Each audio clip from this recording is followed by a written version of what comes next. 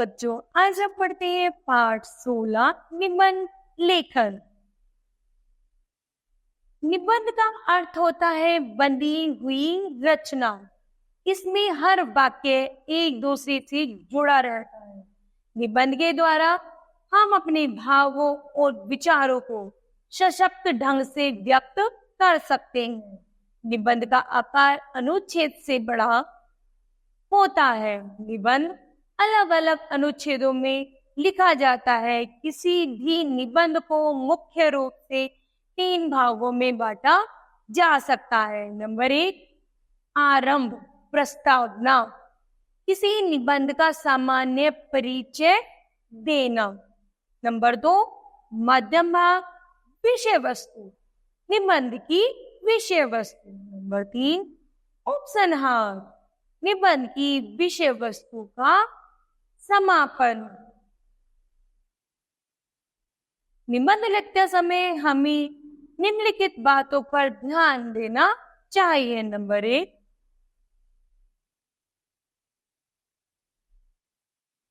रूपरेखा के अनुसार अपनी बात का अनुच्छेदों में लेखन करना चाहिए। नंबर 2, निबंध की भाषा सरल व शुद्ध होनी चाहिए। नंबर 3, शब्दों की सीमा का ध्यान रखना चाहिए। नंबर 4, सूक्ति, कविता या महापुरुषों के कथन के उल्लेख से निबंध को प्रभावशाली बनाया जा सकता है। नंबर 5 है, वाक्यों को दोहराना नहीं चाहिए। तो हम चलिए निबंध लिखते हैं। शिक्षा का महत्व।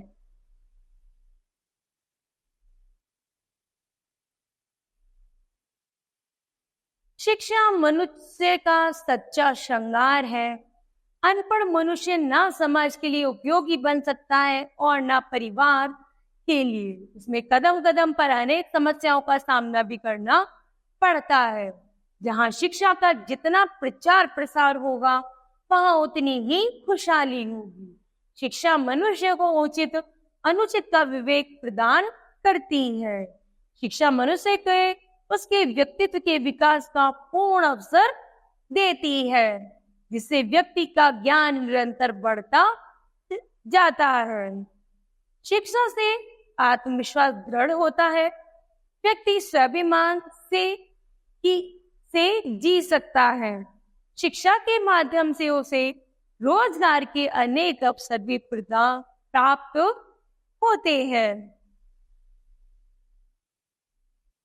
खेद की बात है कि अभी भी हमारे देश में अनेक लोग शिक्षा से वंचित हैं, जबकि सरकार की ओर से काफी प्रयास किए गए हैं।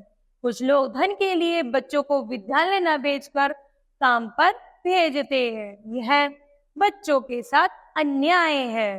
तो यहाँ पर अंतिम लाइन है, सभी बच्चों को शिक्षा प्राप्त करने के लिए विद्यालय जाना चाहिए, तभी उनका भविष्य सुंदर व उज्जवल बन सकेगा।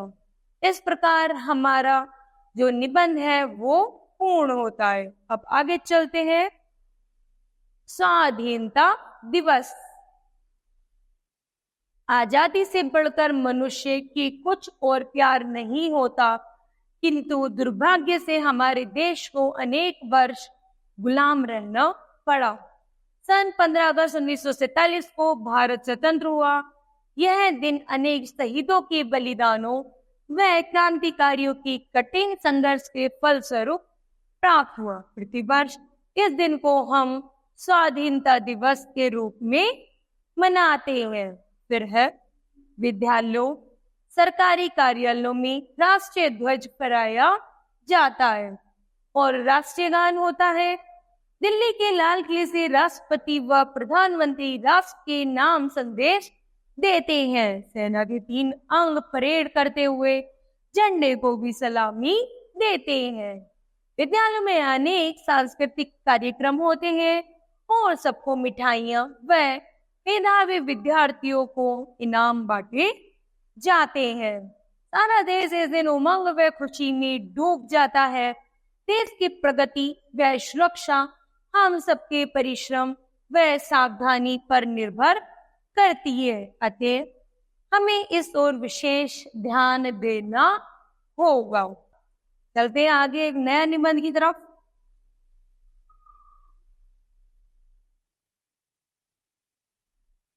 व्यायाम। मनुष्य जीवन अमूल्य है। जीवन में सुख प्राप्त करने हेतु शरीर का स्वस्थ एवं निरोगी होना आवश्यक है। इस संसार में सभी प्रकार के सुख अच्छे शरीर से ही भोगे जा सकते हैं, अर्थात यदि हमारा शरीर स्वस्थ होगा तब भी हम कोई कार्य आसानी से कर सकते हैं और अपना जीवन सुखी बिता सकते हैं। शरीर को स्वस्थ रखने के लिए अनेक उपाय करने पड़ते हैं, जैसे व्यायाम। व्यायाम का अर्थ है कसरत करना। व्यायाम करने से शरीर के सभी अंग खुल जाते हैं तथा रक्त संचार भली भांति होता है। व्यायाम कई प्रकार के होते हैं, जैसे प्रातः भ्रमण मतलब सुबह के समय घूमना, दंड बैठक करना, दौड़ना, विभिन्न प्रकार के खेल खेलना, योगासन करना, तैरना आदि। हमें ऐसे व्यायाम नहीं करने चाहिए जिनसे हमारा शरीर स्वीकार ही ना करता हो। बड़ी आयु के व्यक्तियों को हल्के फुल्के व्यायाम करने ही चाहिए। व्यायाम से शरीर लचीला बनता है, जिससे स्फूर्ति बनी रहती है। आलस से दूर करने के लिए व्यायाम उत्तम साधन है। इससे मनुष्य में कार्य करने की शक्ति भी बढ़ती है। व्यायाम से खूब भूख लगती है, खाया पिया हजम हो जाता है। ऐसी स्थिति में रोग पास भी नहीं पटकते।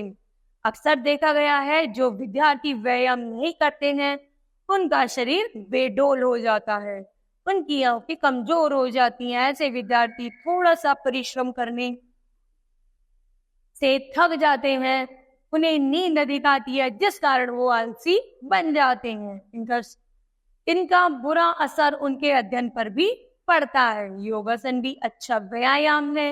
योगासन शरीर को स्वस्थ रखता है, अतः साथ ही मन को शांत एवं एकाग्र रखने में बहुत सहायता करता है।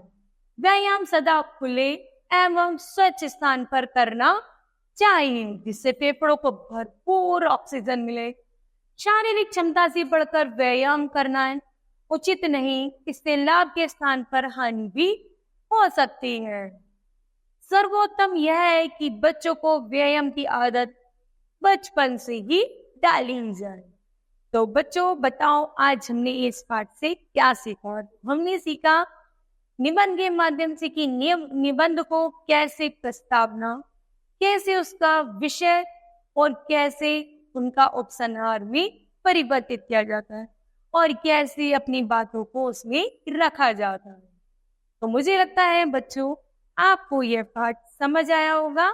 धन्यवाद।